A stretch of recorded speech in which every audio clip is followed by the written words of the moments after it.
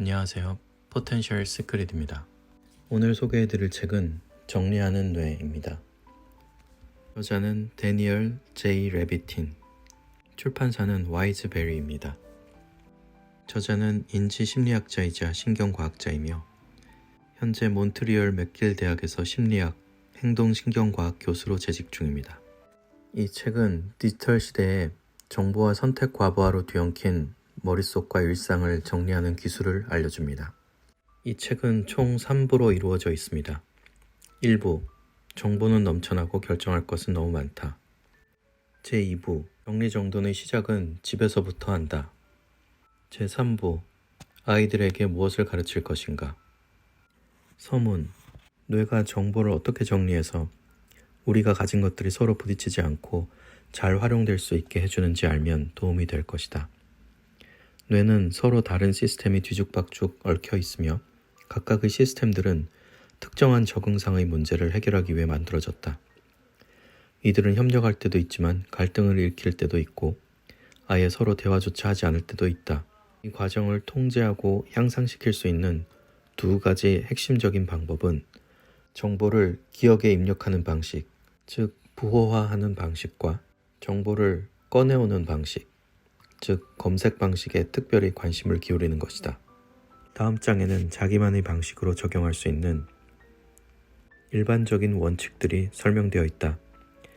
이 원칙을 적용하면 질서가 잡히고 정리되지 않은 마음을 극복하느라 허비했던 시간들을 되찾을 수 있을 것이다. 제1부, 정보는 넘쳐나고 결정할 것은 너무 많다. 대부분의 생물학적 판단 기준으로 볼 때 인류는 지구 역사상 가장 성공적인 종이다. 인류가 이렇게 성공할 수 있었던 것은 대부분 인지 능력, 즉 정보를 유연하게 다룰 수 있는 뇌의 능력 덕분이다. 우리 뇌가 진화하던 당시의 세상은 유입되는 정보가 지금보다 훨씬 적은 단순한 세상이었다.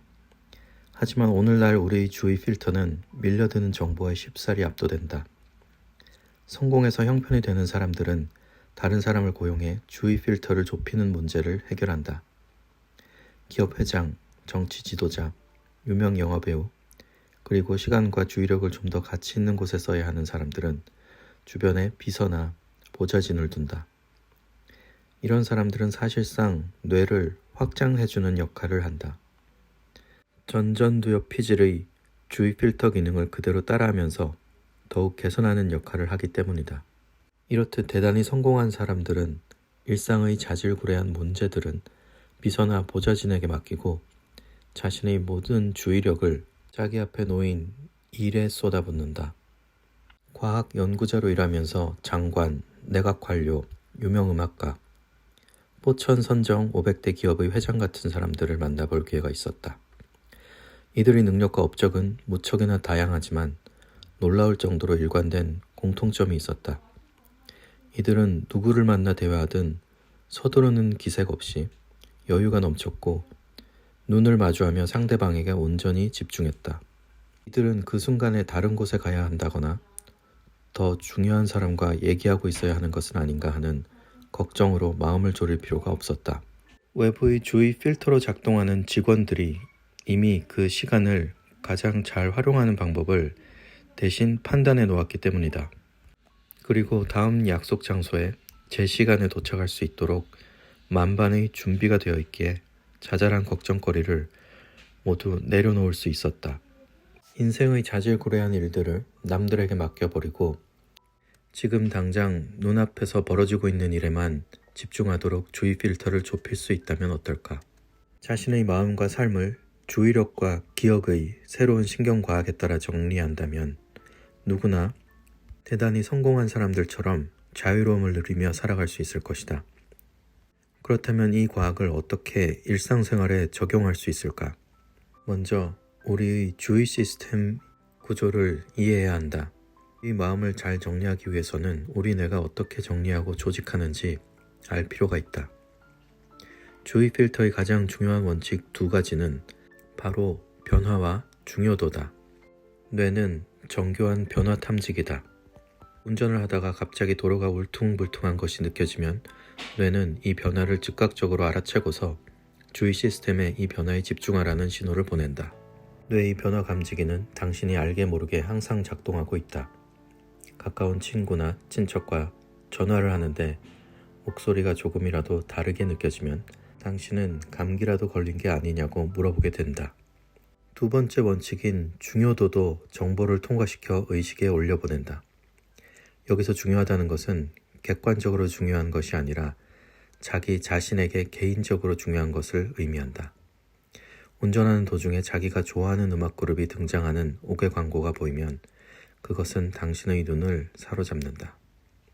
다시 한번 강조하지만 주의력은 그 용량에 한계가 있는 자원이다.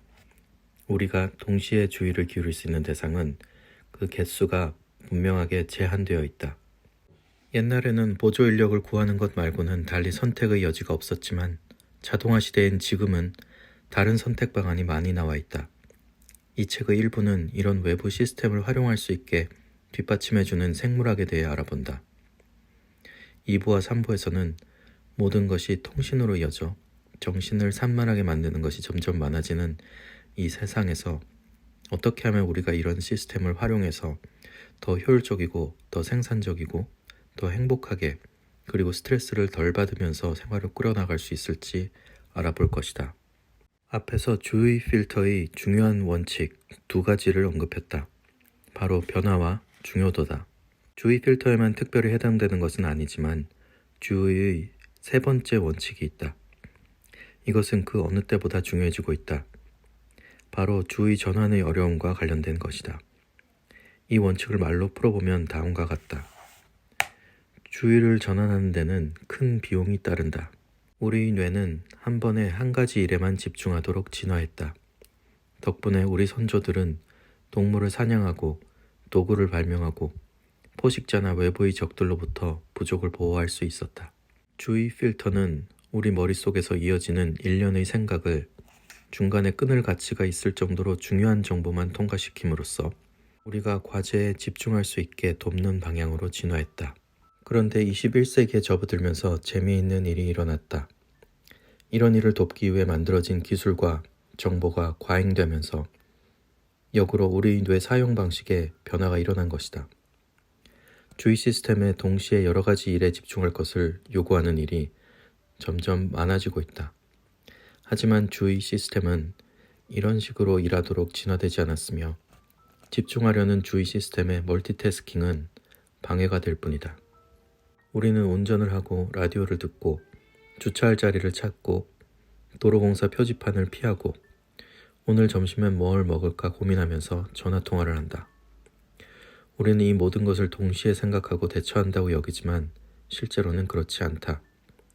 우리 뇌는 주의를 옮기며 한 번에 하나씩 일을 처리한다. 그리고 이런 전환이 일어날 때마다 신경생물학적 전환에 따르는 비용이 들어간다. 신경계는 이런 식으로는 잘 기능하지 못한다. 일단 어떤 일을 시작하면 우리 뇌는 그 일에 전념할 때 최고의 기능을 발휘한다. 주의력은 전두엽 피질에서 네트워크를 이루는 뉴런에 의해 만들어진다. 이 뉴런들은 도파민에 민감하게 반응한다. 도파민은 현관문을 여는 열쇠처럼 뉴런들을 풀어주고 이 뉴런들은 네트워크 안의 다른 뉴런들을 자극하는 작은 전기 신호를 발사한다. 그러면 애초에 도파민 분비를 촉발하는 것은 무엇일까? 보통 두 가지 중 하나다. 첫째, 어떤 것은 자동적으로 당신의 주의를 끈다. 이런 것은 보통 진화적 기원을 가지고 있으며 생존의 핵심적인 것들이다. 주의 필터를 포함한 경계 시스템은 심지어 자고 있는 동안에도 쉬지 않고 작동하면서 중요한 사건이 일어나지 않는지 감시한다.